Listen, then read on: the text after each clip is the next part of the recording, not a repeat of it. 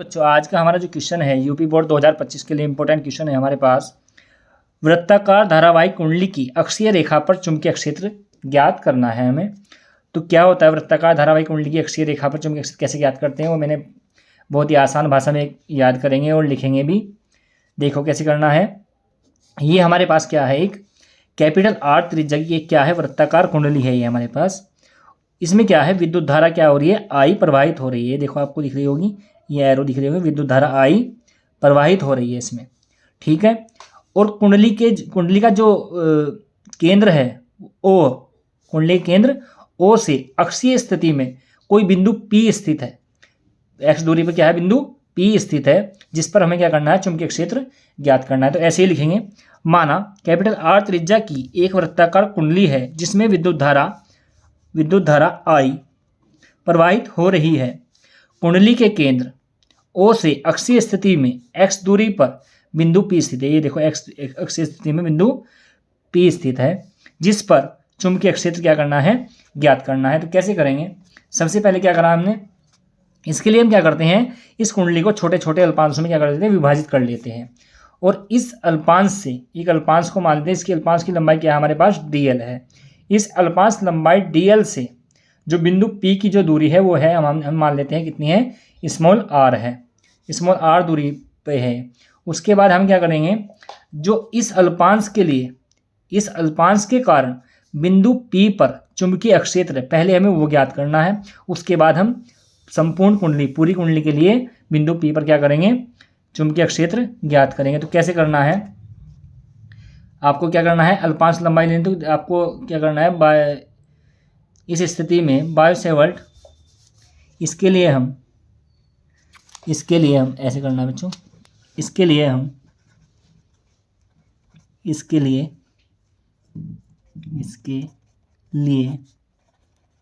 हम कुंडली को छोटे छोटे भागों में विभाजित कर लेते हैं, जिसमें एक छोटे भाग या अल्पांश, एक छोटे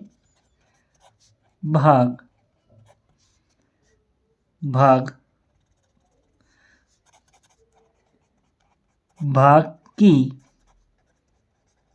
लंबाई dl है। इस छोटे भाग dl के कारण बिंदु P पर चुंबकीय क्षेत्र, क्या लिखेंगे, चुंबकीय क्षेत्र क्या होगा, बायो-सेवर्ट के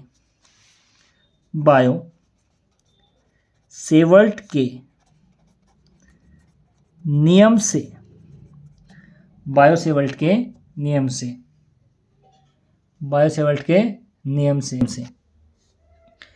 तो क्या करना है, हमने डेल्टा बी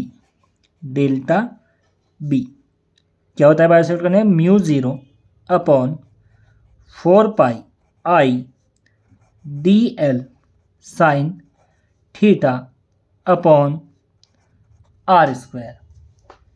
और आपको क्या करना है बच्चों, जो इसमें थीटा की वैल्यू होगी वो कितनी होगी, 90 डिग्री। कितनी लेनी है, 90 डिग्री। तो dB बराबर μ0/4π I dl sin 90/r²। अब sin 90 की वैल्यू आपको पता ही है कितनी होती है, 1। तो dB μ0/4π I dl 1 हो गया यहाँ पे, और r²। उसके बाद क्या करना है बच्चों, अब आपको डायग्राम से समझाएंगे। अब बिंदु P है जो हमारे पास, अब बिंदु P पर क्या है, दो घटक कार्य करते हैं।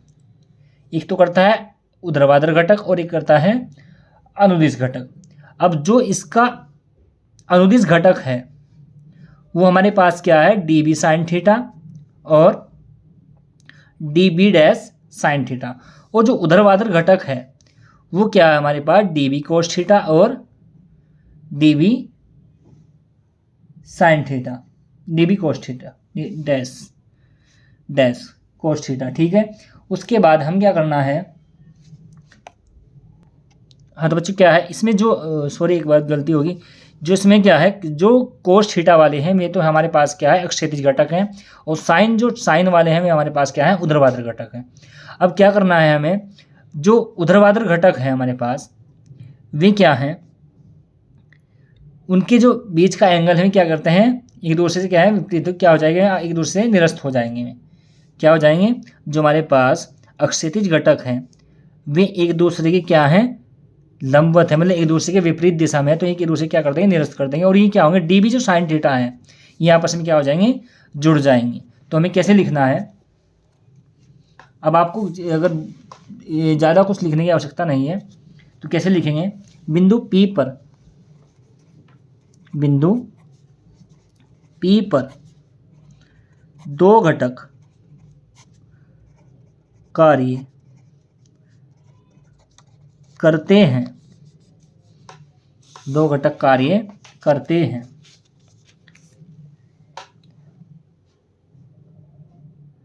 अनुदिश घटक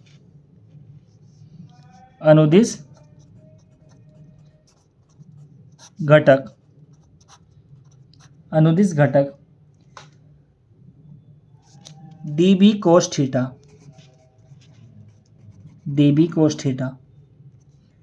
तथा ऊर्ध्वाधर घटक डी बी साइन थीटा। अनुदिश घटक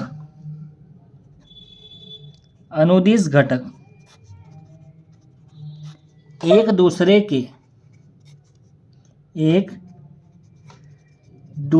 के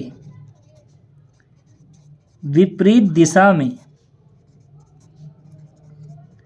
होने के कारण एक दूसरे को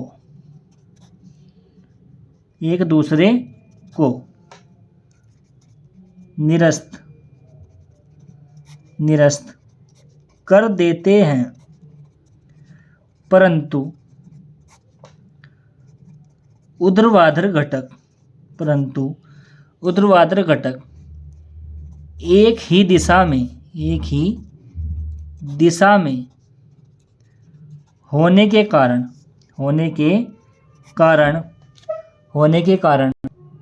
कारण आपस में जुड़ जाते हैं। तो क्या करना है, जुड़ जाते हैं अतः संपूर्ण कुंडली के कारण चुंबकीय क्षेत्र क्या होगा, B बराबर डी बी साइन थीटा। अब क्या करना है बच्चों, आपको डी बी की वैल्यू पता है, कितनी है हमारे पास डी बी की वैल्यू, ये है, तो पुट कर दो इसमें, mu 0/4 pi I D L R square into sine theta. तो क्या करना है बच्चों, हमारे पास क्या है, mu 0/4 pi I R square sine theta, और अंदर क्या है डी एल। अब डी एल क्या है हमारे पास, ये है हमारे पास जो कुंडली है उसकी मतलब परिधि है, तो हमारे पास डी एल तो है 2 पाई कैपिटल आर, क्योंकि आर कैपिटल आर क्यों लिया है हमने, क्योंकि जो वृत्ताकार कुंडली जो त्रिज्या है वो कैपिटल आर है, तो 2 pi R mu 0/4 pi I R square sine theta into 2 pi R. अब क्या करना है बच्चों, पाई से पाई कैंसिल, 2 से 4 कैंसिल, तो हमारे पास बचा है mu 0 upon 2 R square I sine theta into R. तो हमें क्या करना है बच्चों, एक बात और ध्यान रखनी है कि हमें साइन थीटा की और आर की, स्मॉल आर की वैल्यू हमें डायग्राम से निकालनी है।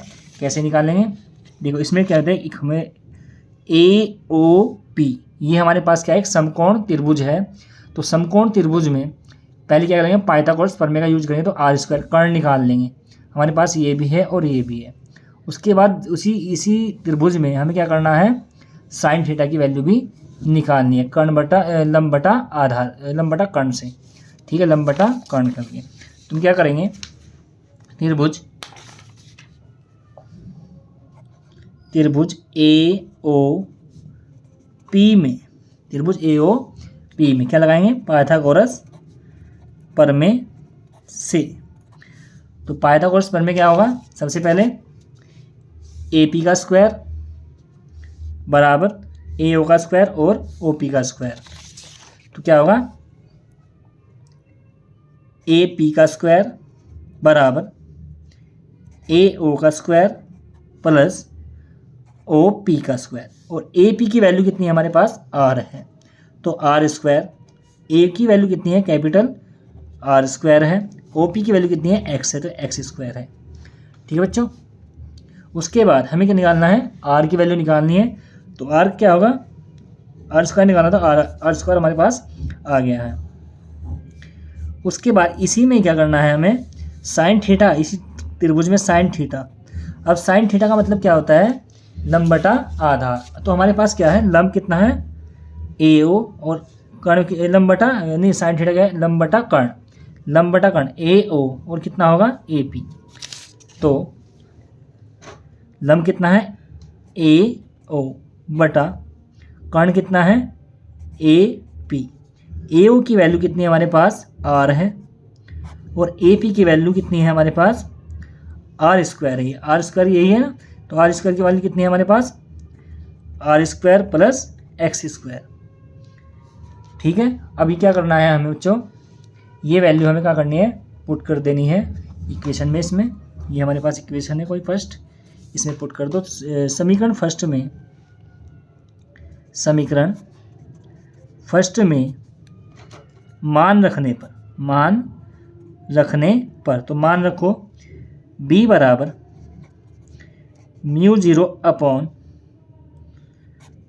2 इंटू आर की वैल्यू। देखो ये हमारे पास क्या आर दिख रहा है, ये आर के स्थान पे क्या लिखेंगे हम, ये वाला मान, R square plus X square.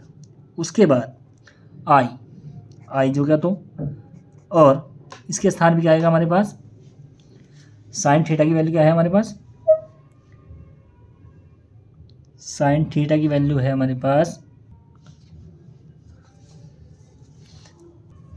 तो हमारे पास क्या है आर की, ये हमारे पास साइन थीटा की वैल्यू कितनी है हमारे पास, R upon R square X square, ये है ना हमारे पास। उसके बाद अब इंटू आर भी है, इंटू क्या है आर भी है। और बच्चे एक बात और ध्यान रखनी है आपको, हमारे पास क्या था यहाँ पे, आर क्यूब था, आर क्या था, आर क्यूब। हाँ तो बच्चे इसमें क्या करना है, हमारे पास क्या था यहाँ आर था, तो यहाँ क्या होगा, अगर हमें आर की वैल्यू चाहिए तो हमारे पास क्या होगा, R square plus X square का क्या होगा, अंडर रूट। तो हमें यहाँ क्या है, आर अपॉन आर है, तो इसका क्या होगा, अंडर रूट होगा। और हमें क्या करना है इस बार, म्यू 0 अपॉन 2। अब ध्यान से देखना है, हमारे पास है इंटू आई, आर कितना हो गया, आर स्क्वायर। और देखो एक पावर तो इसकी है R square plus X square, वो हाफ पावर यह है, तो कितनी होगी, 1.5 होगी। तो 1.5 का मतलब क्या होता है, 3/2। तो पावर कितनी है, R square plus X square की पावर 3/2। तो आपके लिए क्या बच्चों, ये वाला फॉर्मूला है, आपको 1-2 बार करके वीडियो देख लेनी है, आपकी समझ में आ जाएगा।